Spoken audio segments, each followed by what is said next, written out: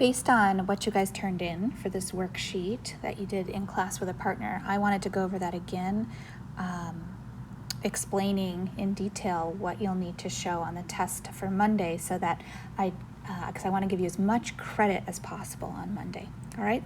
What I need you to show is a little bit more of your work when you're doing something formally like this. So we need to show here that the limit as x approaches a 1 from the left of g of x is equal to the limit as x approaches 1 from the right of g of x. And so then we'll plug 1 from the left in, so that would give me, 1 minus squared minus 4 times 1 minus 2, and that should be equal to 1 from the right plugged in plus a. And so then I'll continue my work.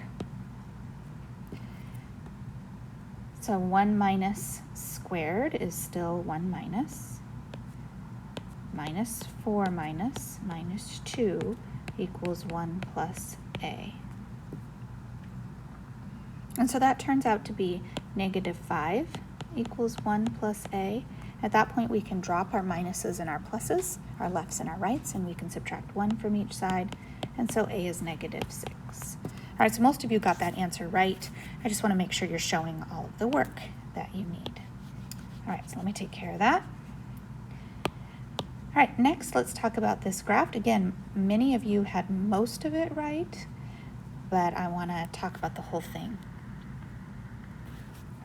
When you're told that the limit approaching 2 equals negative 3, that means at 2, negative 3, you have an open circle. You're told that f of 2 exists, but it's not continuous. So that means there is another f of 2 as a removable dot somewhere on your graph. So anywhere along any of these coordinate points, you could have put another dot. It wouldn't matter to me where you put it, just pick one. All right, I'm just going to pick to leave that one. Just pick something. It exists somewhere, but it's not continuous. And so we have a removable discontinuity here. And so you could draw anything at that point as long as the left and the right side both attach themselves to that same open circle, but then you had a removable point somewhere else. All right, let's talk about how to get full credit for number 3. There's sort of two things I'll be looking for. If it's a 3-point question, okay, then there's more than just scribbling an answer. You've got to show some work and then have a conclusion with a complete sentence. So let's talk about the work first. So in the work, you would show your limit as x approaches 0 from the left of f of x.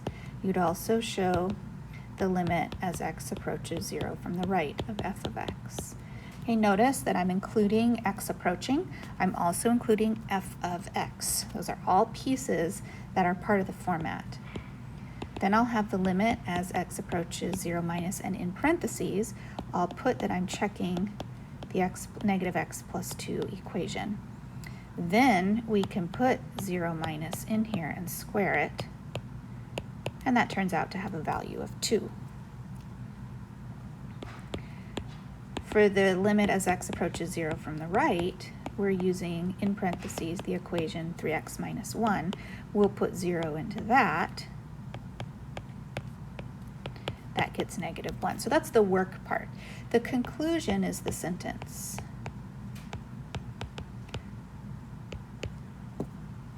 And so the sentence would say, f of x has a jump discontinuity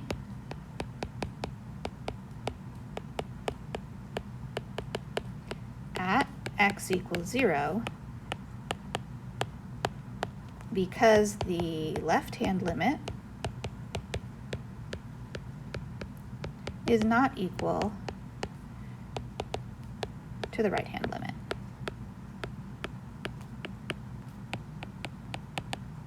But you've shown your work above, and so I know that you've showed that they're not equal, that 2 is not equal to negative 1. But what some of you had was you didn't have any of the work, okay? All of this was completely missing, and all you wrote was a conclusion, and your conclusion says that the left and the right hand are not equal. So if all you have is the sentence, how do I know the left-hand limit is not equal to the right-hand limit? Where did you show me that the left-hand, am I just supposed to take your word for it? There needs to be some work that shows me that the left-hand limit number did not come out to be equal to the right-hand limit number. So make sure that you have the work shown as well. Okay, the next one. Again, we want to have the work, and then that leads to the conclusion. So first of all, we want to factor this. And so many of you did that well. You factored out the 2. And then you factored the denominator into x plus 2x minus 1. And then you could tell that those factors reduced. And so that tells me I have a removable discontinuity at the factor that was removed, so at the value of x is 1. And it also tells me I will have an infinite or asymptotic discontinuity at x is negative 2. Okay, so most of you did fine with that. But in part B, again, it's 4 points, so there should be something for me to give you credit for. So there's going to be work to be shown, and then there's also going to be a conclusion that you'll reach. So I asked you to show me at each point of the discontinuity found in A. So there are 2 points of discontinuity, and each point has 2 sides. So you need to check both sides of the limit approaching 1 from the left of f of x and the limit approaching 1 from the right of f of x. You'll also show me the 2 sides of the other point of discontinuity. So that would be negative 2 from the left, and it would be negative 2 from the right. See how I've put f of x there and the x approaches? When you find your limit, you always use the factored form, and the factored form was 2 over x plus 2. Okay, that's all that's left here, and so that's all I'm using. When I plug in 1 minus into that, I'll get 2 over 1 minus plus 2. That's 2 over 3 minus. And then when I check the right side, using the same factored form, I get 2 over 1 plus 2, which is 2 over 3 plus. So I can reach a conclusion about the 2. This was a 2-sided limit, and both sides matched. So my conclusion is, so the limit as x approaches 1, that's a 2-sided limit because I'm not specifying one or the other, equals 2/3, because the left-hand limit equaled the right-hand limit. Okay, my work is above, my conclusion is below. Now I'll plug in negative 2 minus into the factored form,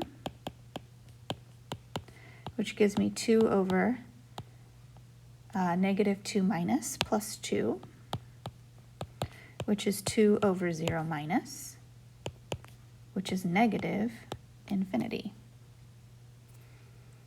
And then the last step of work I'll show in the factored form